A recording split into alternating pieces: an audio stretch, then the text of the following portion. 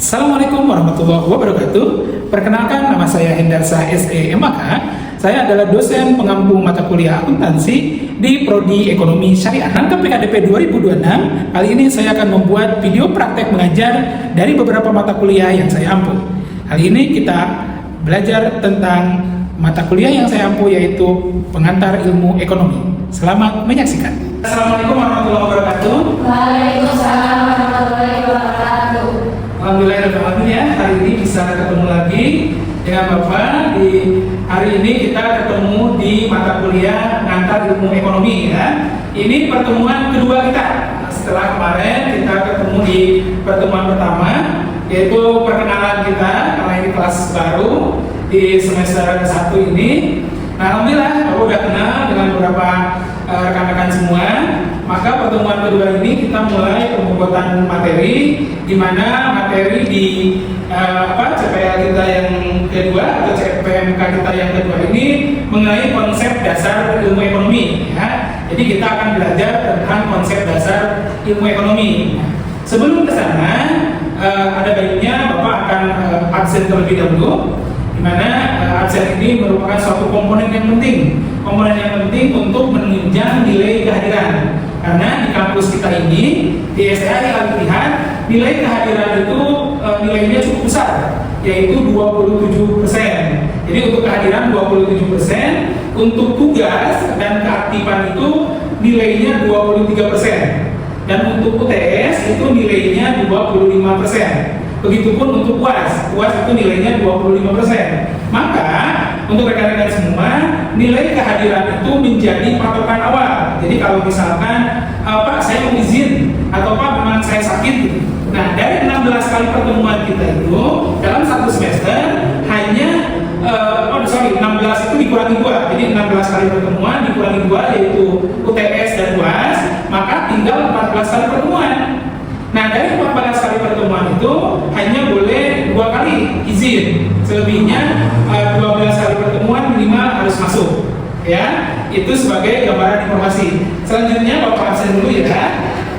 Oke, sebelum kita berbicara tentang pokok materi pembahasan kita, ada beberapa yang memang Bapak informasikan. Nah, ini dia. Kita bicara dulu tentang konsep dasar ilmu ekonomi. Apa sih konsep dasar ilmu ekonomi itu?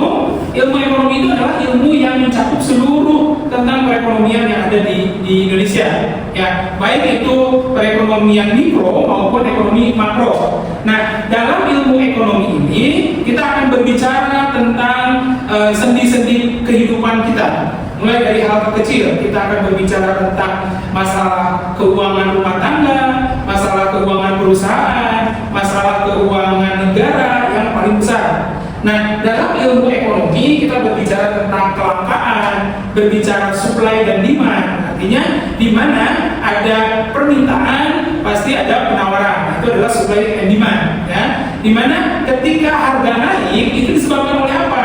Salah satunya misalkan inflasi. Nah, dari inflasi itu terjadi apa? Gitu. Nah, harga-harga naik ini disebabkan oleh beberapa faktor yang akan kita bahas ya. Dari konsep dasar ilmu ekonomi, apa sih sistem ekonomi yang ada di kita di Republik Indonesia ini? Nah, ini yang perlu Bapak jelaskan di garis bawahnya adalah bahwa sistem perekonomian di Indonesia ini kita akan bicarakan itu semua sampai akar permasalahannya.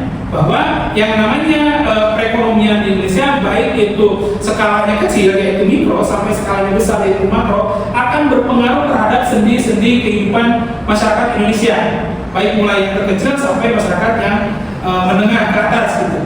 Nah, apabila negara juga salah dalam mengambil kebijakan, misalkan kan kebijakan itu ada dua yang memegang kendali kebijakan. Satu kebijakan fiskal, yang kedua kebijakan moneter. Nah, kebijakan fiskal itu siapa yang memegang kendalinya? Yaitu Menteri Keuangan. Nah, sedangkan kebijakan moneter itu dipegang kendalinya oleh Gubernur Bank Indonesia.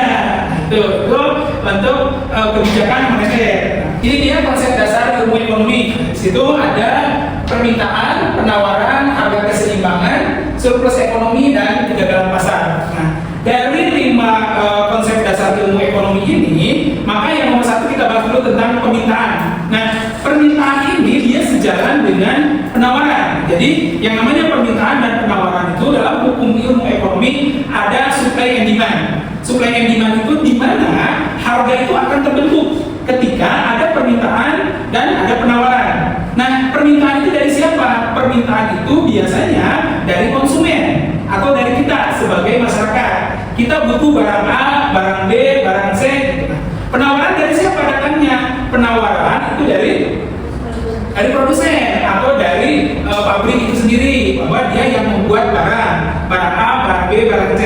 Nah, dalam hukum ekonomi, apabila permintaan dan penawaran atau supply and demand itu tidak seimbang, maka akan terjadi kelangkaan atau akan terjadi inflasi, harga yang naik. Nah, contoh misalkan gini, ketika kita akan menghadapi yang namanya hari raya, baik itu Idul Fitri atau Idul Adha atau hari raya umat agama yang lain, maka biasanya selalu banyak yang namanya permintaan. Permintaan misalkan daging, terus minyak sayur, gula, ataupun sembako lah ya. Nah, permintaan sembako itu apabila tidak dibarengi dengan supply atau tidak dibarengi dengan yang namanya produksi di pabrik lebih besar, maka itu akan menyebabkan kelangkaan di pasar. Contoh lah misalkan ketika kemarin kita yang namanya akan menghadapi hari raya itu biasanya permintaan pembuatan santan itu kan itu permintaannya tinggi sekali. Nah, maka seharusnya pabrik ini dalam hal ini dia harus memproduksi jauh lebih banyak untuk menghadapi hari raya tersebut. Agar apa? Agar dia tidak menyebabkan kelangkaan. Atau misalkan minyak goreng.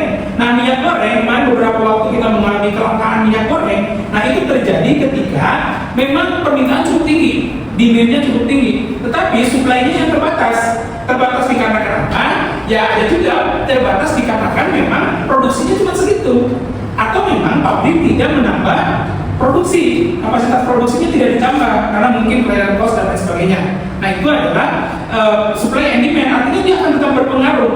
Sebagaimanapun dia akan berpengaruh terhadap harga pasar. Nah, ketika kelangkaan ini terjadi atau misalkan supply and demand dia ketemu dan memang harganya belum terbentuk, maka dia akan tinggi. Yang tadinya misalkan ini permintaannya ada, penawarannya ada, ketemu barangnya nih di tengah-tengah, maka harga disepakati. Misalkan dia per liter minyak goreng itu 23.000 misalkan. Ya sudah, penjualnya juga menjual segitu, pembeli udah dia membayar segitu. Nah, tetapi ketika ini demand-nya ada atau permintaannya ada, supply-nya yang ada, pembelinya ada, minyak gorengnya yang ada. Nah, maka minyak goreng ini menjadi langka, menjadi barang yang memang susah dicari. Si konsumen dia akan berani membeli mahal. Nah, nanti si supplier atau si penjual dia akan memberikan harga jauh lebih tinggi, misalkan menjadi 25.000. Maka konsumen tidak ada pilihan. Ya sudah, 25.000 juga dibeli saja daripada di rumah tidak pakai minyak goreng. Itu konsep hukum ekonomi memang seperti itu. Mau tidak mau, suka tidak suka ya harus dibeli. Itu ya terkait tentang permintaan dan penawaran. Berikutnya kita bicara tentang harga keseimbangan. Ya. Harga keseimbangan ini apa? Yaitu harga yang memang terbentuk dari adanya permintaan dan penawaran. Jadi supply and demand. Ketika harga ini terbentuk menjadi harga keseimbangan, itu tadi yang Bapak katakan, dari mulai si permintaan ini di pasar normal biasa saja di hari biasa nih untuk kasus minyak goreng, dengan supply atau dari pabriknya juga memang segitu. Misalkan pabrik A dia memproduksi minyak goreng satu hari itu 1 juta liter misalnya. Nah, maka memang pasarnya 1 juta liter. Jadi begitu minyak ini sampai di warung, maka dibeli oleh konsumen, ya ada barangnya. Nah, itu adalah harga keseimbangan. Jadi memang harga yang diberikan sesuai, tidak menjadi lonjakan. Nah, berikutnya bagaimana harga ini menjadi tidak seimbang? Itu terjadi ketika ada yang tadi kata Bapak, permintaan jauh lebih tinggi dibanding penawaran, dibanding supply gitu. Artinya yang tadi, wah ini ada kelangkaan minyak, atau misalkan kasusnya adalah dalam tanda kutip ya, ada yang namanya terjadi penimbunan. Jadi minyak itu banyak karena dia akan menghadapi hari raya atau akan menghadapi suatu event apa di republik ini, maka disimpan dulu. Itu biasanya orang-orang yang tidak bertanggung jawab, dia ditimbun dulu. Si minyak itu ditimbun, nanti ketika sudah mulai langka di pasar, besar, maka dijual, dikeluarkan minyak itu. Supaya apa? Supaya harga itu tinggi. Kalau dijual sekarang harganya cuma 23.000, ya udah tunggu aja nanti sampai misalkan terjadi kelangkaan, kita naikin menjadi 25.000. Yang terjadi seperti itu, maka dia tidak terjadi yang namanya harga keseimbangan. Itu akan menjadikan harga inflasi yang cukup tinggi, ya. Sudah terjadi, maka surplus ekonomi menjadikan suatu identitas negara bahwa oh iya, kita ini kuat dalam perekonomian, kita ini tidak bisa digoyang oleh krisis misalnya. Nah, surplus ekonomi ini terjadi seperti apa? Bahwa di semua lini perekonomian negara kita menjadikan bahan baku, bahan kebutuhan pokok terpenuhi semuanya. Masyarakat tidak bergejolak, tidak terjadi inflasi, dan itu memang konsepnya bisa dipahami oleh warga masyarakat bahwa pemerintah tepat dalam mengambil kebijakan. Dan apa yang diambil oleh pemerintah, maka itu menjadi suatu ketepatan yang menjadikan surplus ekonomi. Jadi di sini sudah tidak lagi kita berbicara krisis moneter, krisis inflasi atau krisis kepercayaan terhadap pemerintah, tidak lagi terjadi. Karena apa? Karena kita sudah surplus. Intinya di sini masyarakat hidup tenang, masyarakat tidak sampai ada kecemasan terhadap perekonomian negara ini. Harga-harga stabil, terus barangnya juga ada. Apapun yang menjadi permintaan masyarakat yang memang ada sedia. Pemerintah juga dalam hal politik tidak dia menjadi bergejolak gitu. Itu tuh yang namanya surplus ekonomi. Oke, berikutnya yang terakhir kita bahas tentang kegagalan pasar. Nah, ini kegagalan pasar ini terjadi apabila memang pasar ini tidak terbentuk. Itu tadi yang Bapak katakan, kegagalan pasar ini terjadi apabila tidak terbentuk itu terjadinya inflasi atau supply and demand tidak seimbang. Misalkan permintaan itu jauh lebih tinggi dibanding penawaran. Nah, itu adalah kegagalan pasar. Mau tidak mau, suka tidak suka, itu akan terjadi inflasi yang tinggi. Kegagalan pasar itu. Setelah kita bicara tentang konsep dasar ilmu ekonomi, kita buka sesi diskusi, ya, sesi diskusi. Siapa yang akan bertanya, silakan acungkan tangan, nanya saja, jangan malu-malu, silakan bertanya. Siapa yang mau nanya? Bertanya bagaimana kebijakan moneter ini diambil? Bagaimana kebijakan moneter ini diambil? Oke, berikutnya, ya, silakan. Apa indikator perekonomian Indonesia stabil? Apa indikator perekonomian Indonesia stabil? Oke, kita jawab ya. Pertanyaan terkait apa sih yang menjadi indikator kemajuan perekonomian Indonesia? Jadi banyak sekali indikator yang menjadikan Indonesia ini negara maju, atau dia memang Indonesia ini akan dikenal luas oleh kalangan masyarakat dunia. Bahwasanya kemakmuran bangsa itu diawali dari hal-hal terkecil dalam perekonomian kita, di rumah tangga, terus kestabilan keuangan kita, kestabilan pendapatan kita yang akan dia mempengaruhi dari keuangan rumah tangga kita, dan itu akan menjadikan keuangan di sebuah negara atau PDB negara itu naik dan bertambah. Oke, berikutnya kita kuis ya. Kuis ini ada beberapa pertanyaan di situ, silahkan dibuka handphonenya. Nah, nanti masuk di aplikasi Quizzes. Nah, nanti dari Bapak ada di situ pertanyaannya, silahkan dijawab. Ini waktunya cuma 10 menit lah ya, 10 menit cukup. Nanti kita bahas bareng-bareng. Itu lumayan fun ya. Oke, silakan dibuka handphonenya. Oke, perkuliahan kita hari ini cukup sekian ya. Selesai kita, di mana materi yang Bapak sampaikan tadi terkait konsep dasar ilmu ekonomi. Silakan nanti pelajari lagi di rumah seperti apa, buka lagi bukunya, buka lagi Google-nya, riset saja untuk menambah wawasan, agar nanti di minggu depan kita akan ke pembahasan yang lain ya.